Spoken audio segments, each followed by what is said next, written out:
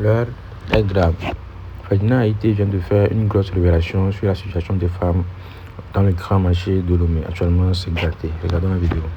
Avec tout le drame qui a suivi, beaucoup de nos grandes sœurs, de nos mamans, certains sont décédés, ont fait des AVC, ont perdu leur fonds de commerce et tout ça. Et depuis 2013, le Togo n'a jamais réussi à construire le bâtiment principal. Ce n'est pas le marché, hein, c'est un bâtiment principal du marché. Pendant ce temps, dans les pays à côté, les gens construisent des marchés en 2 ans, en 8 mois, en 1 an, tout ça.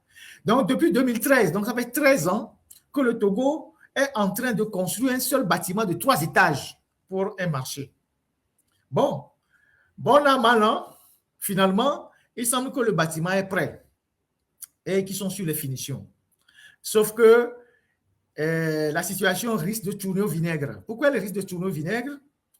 Les PAM, constitués des pilleurs, des voleurs, j'ai toujours parlé de l'EPAM ici, de ce réseau de pillage organisé depuis le ministère de l'Intérieur, avec l'appui des autres structures qui se partagent l'argent dans le marché et qui vivent sous le dos de l'EPAM et des tickets des femmes et qui se font beaucoup de beurre, ils cassent le sucre sur le dos des commerçants.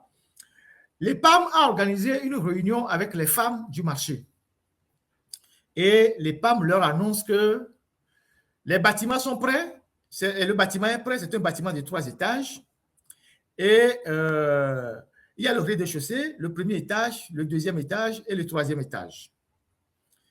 Et les PAM leur communiquent les prix des boutiques.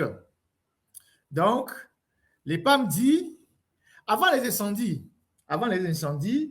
nos mamans payaient 2500 francs la boutique pour 4 mètres carrés. 4 mètres carrés, elles payaient 2500 francs.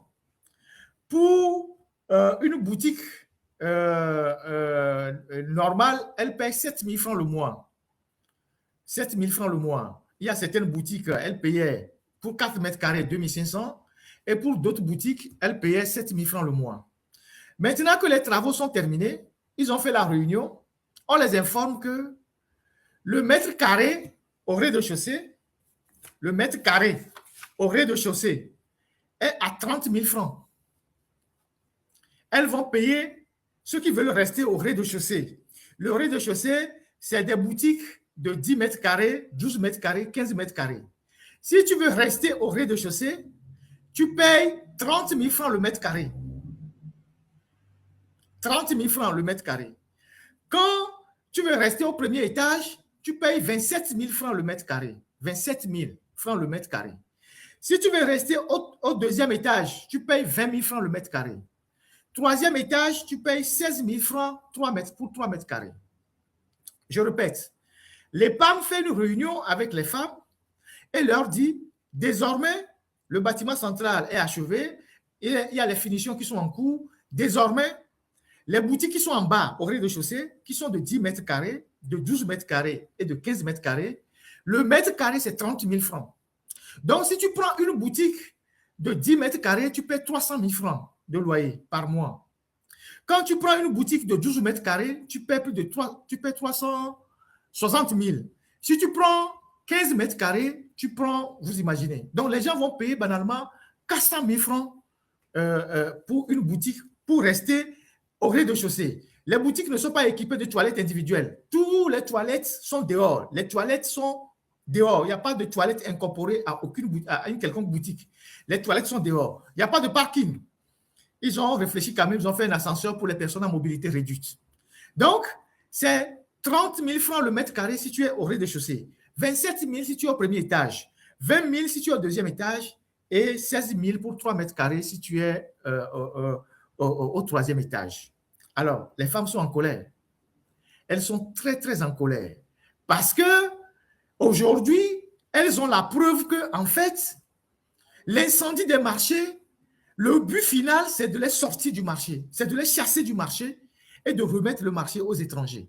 Déjà que les boutiques adjacentes qui appartiennent à l'État, donc là où ils ont reconstruit au niveau du commissariat, au niveau du bâtiment, tout ça, ils ont remis tout ça aux étrangers. Ils ont augmenté les prix des boutiques, 90 000, 150 000, 200 000, et c'est les étrangers qui ont pris toutes ces boutiques-là. Maintenant, il reste le bâtiment central où nos sœurs vendaient les pagnes et tout. Maintenant, ils disent que pour être dans le marché là-bas, il faut payer 30 000 francs au rez-de-chaussée, 27 000 au premier étage, 20 000 au deuxième étage pour le mètre carré. Donc, les boutiques qui sont au premier étage, c'est les boutiques de 10 mètres carrés, 12 mètres carrés et 15 mètres carrés. Donc, minimum, tu dois payer 300 000 francs. Tu n'as pas encore l'OTR, tu n'as pas encore les taxes subsidiaires, les tickets qu'on prend chaque jour. Le loyer seul te fait 300 000 francs.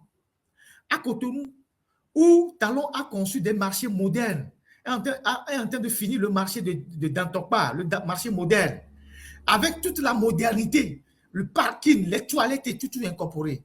C'est 10 000 francs le mètre carré qu'on a annoncé pour les boutiques. Même ça, les femmes sont en train de bouder, ils sont en négociation pour revoir ça à la baisse.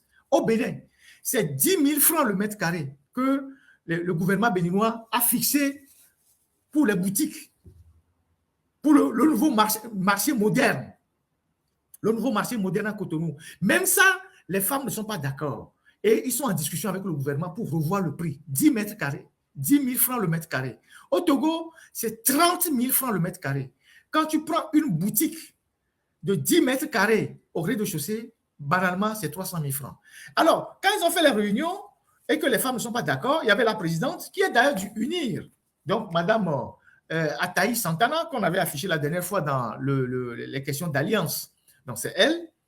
Donc, toutes les femmes se sont remises à elle en disant, bon, c'est vous qui êtes avec le PC, tu es sénatrice, tu es du NIR, il faut que tu ailles voir votre gars là pour lui dire, ça ne peut pas aller comme ça. Ça ne peut pas aller comme ça. Donc, l'intention de ces gens-là, on comprend maintenant d'où viennent les incendies des marchés, c'est de déposséder totalement les femmes, nos compatriotes, de ce marché-là et de le remettre à leurs amis qui sont, eux, des gens venus de l'extérieur. Vous connaissez les nationalités de ces gens-là. Est-ce qu'on va continuer par laisser faire? Est-ce qu'on va croiser les bras? Est-ce qu'on va abandonner ça sur le dos de nos mamans qui sont au marché aujourd'hui? À chacun de faire sa réflexion. Chacun d'entre nous a un proche parent dans ce marché. Chacun d'entre nous a une soeur, une tante, je ne sais pas, dans ce marché. Donc, à Messia Mene Boutame. Donc, ces gens-là, leur objectif, c'est d'évincer certaines personnes du secteur du grand marché et de les chasser du marché et de remettre exclusivement le marché aux étrangers. Et donc, la dernière étape de ces plans machiavéliques, c'est ce qu'ils sont en train de faire en fixant les prix aussi élevés pour ces femmes-là. Et donc, il y a le marché d'Agoué qui est là-bas, hein, qui a brûlé depuis bientôt 2 ans. Hein. Ils ne réfléchissent même pas. Il y a le marché d'Agoué qui est là-bas. Ils ne se sont même pas foutus de dire, au lieu de laisser les femmes à Togo Grain là-bas, on peut faire des hangars provisoires pour que les femmes vendent dans le marché. Le marché d'Agoué est là-bas. Ils disent qu'ils sont en train de chercher 15 milliards pour construire un nouveau marché. Ils sont en train de voir des Arabes, des Israéliens, tout ça. Il y a certains qui disent même qu'ils veulent vendre même le site à des investisseurs étrangers. Ça, je n'ai pas la précision, je n'ai pas la certitude, mais il y a des gens qui disent, il y a d'autres personnes qui proposent que le site du marché d'Agoué, là, il faut qu'on le vende. C'est devenu un dépotoir à ciel ouvert. Et Pénéné, il y a une situation à Sikeni, le marché qui est un poumon de l'économie. Le marché est un secteur important d'une économie. Et même, c'est un secteur important des mairies pour les recettes. Et un marché brûle depuis 2 ans à Agoué-Nivé là-bas. Vous êtes incapable d'en reconstruire. Un seul. Même de faire un truc provisoire pour que les femmes vendent. Vous n'êtes pas capable de faire. Les femmes sont à Togo Grain là-bas, sous le soleil, sous la pluie.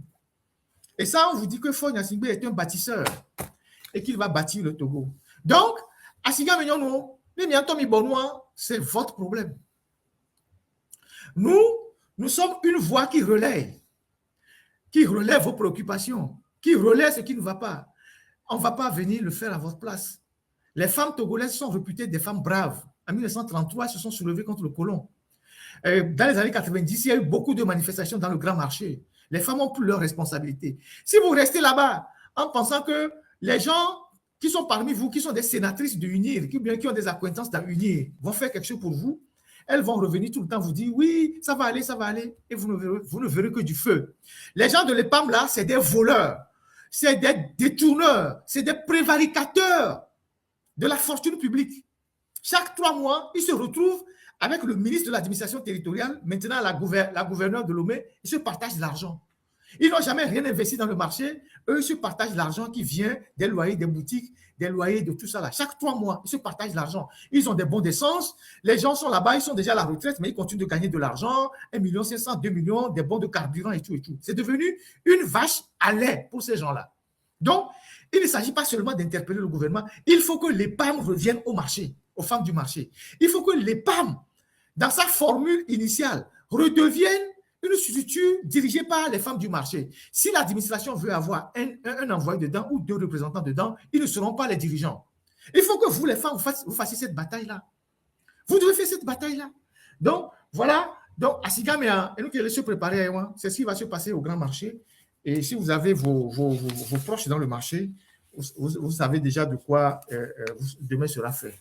Donc, voilà ce que j'ai voulu partager avec vous par rapport à tout ça. On va faire un peu de musique et puis on va... Les phosphates seuls, si on gère bien les phosphates, on ajoute le porc, il y a suffisamment d'argent au Togo pour augmenter les salaires, pour augmenter la pension des militaires, augmenter la paye des militaires, les salaires des militaires, les salaires des civils, des fonctionnaires.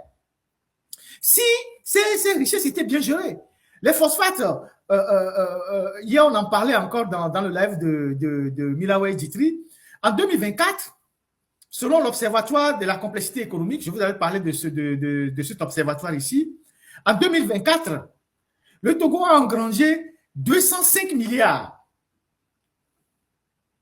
sur la vente des phosphates. 205 milliards. Ça, c'est ce qui a été déclaré. Parce que, vous savez, il y a des rapports par les institutions multilatérales et tout ça. Donc, si vous cherchez les rapports, vous pouvez les trouver facilement, soit la CNUSED, soit l'Observatoire de la complexité économique, soit la BAD, soit le FMI, la Banque mondiale.